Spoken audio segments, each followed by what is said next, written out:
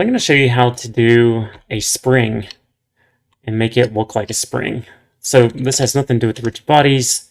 This is just to make it look more convincing. So I'm going to turn off the modeled body, and I'm just going to kind of zoom in here. I'm going to move my cursor to the world origin. Shift S, cursor to world origin. I'm going to turn off my ground, and I'm going to make a plane. So Shift A, mesh, plane. And let me scale it down and edit it. Then press M and collapse it all to the center. And then we'll move it along the X. And kind of like what we did with the constraints, we're going to make a spring here. So let's add a modifier. And we'll make a screw modifier. We'll do that and make it about that big. That looks fine. Then we want to convert it to a, let me get out of edit mode. Then we want to convert it to a curve. And we'll add a bevel with our new menu down here, geometry, bevel, and we'll make this as thick as we want it, about right there maybe. Fill the caps. All right.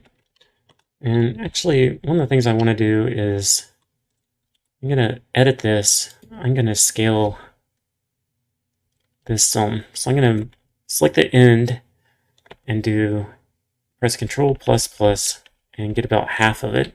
Then I'm going to do SZ0 and then move it down some so it has that flat. Do the same thing down here. Control +++++.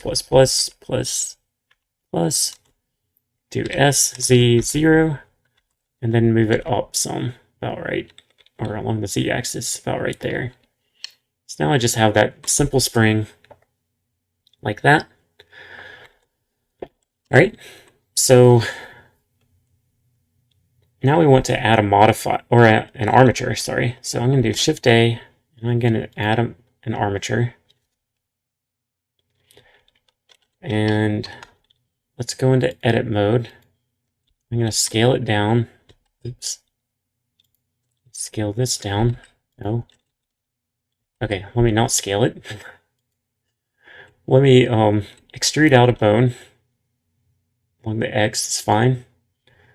And let me go into pose mode, and I'm going to select this one, and do Shift I. That's going to make it an IK constraint. All right. And then we want to select this bone, and we want to give it the property under inverse kinematics of IK stretch. So now you should be able to, oops, we need to unparent this. So let me go into edit mode, select this bone, say Alt-P, clear the parent. Go back to the pose mode. Now you should be able to move this around. I'm going to move it down so that it's the same height as my spring, more or less. So about right there. That looks good. And then we want to select our main bone here, and we want to give it another constraint, which is going to be a stretch 2 constraint. And we want it to select to, or the target wants, we want to be the IK bone. So select the armature and then the second bone. And then we want to turn off maintain volume here. And then we want to do the procedure to hook it to the bone, or hook the spring to the bone. So we want to select this, bone, and then, all right, select this bone, and go into object mode, select the spring, then go into edit mode, and make sure all the vertices are selected, so press A, and then press Control H, and do hook to selected bone.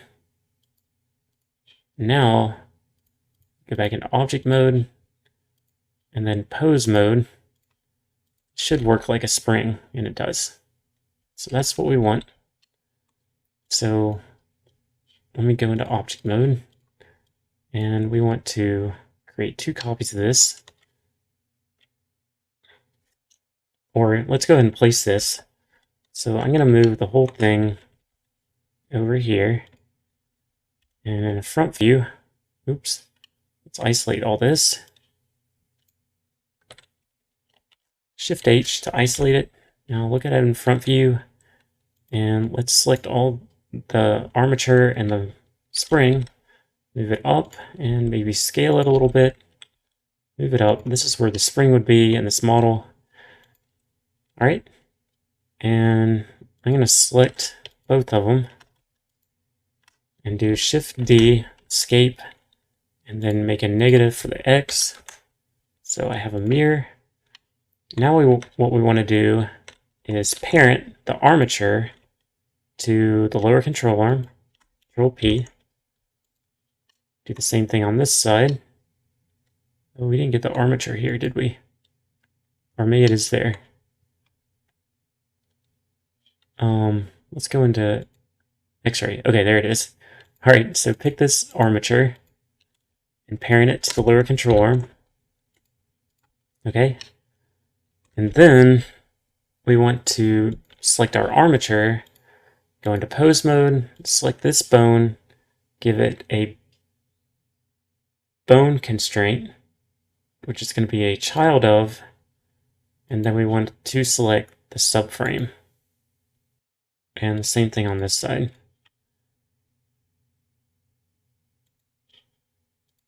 So go into object mode, select this armature, pose mode, select this bone, give it a bone constraint, child of, and select the subframe. All right, and that should work. So let's see if it does. Let's go into front view and press play. And it looks a little weird, but it looks like it is working.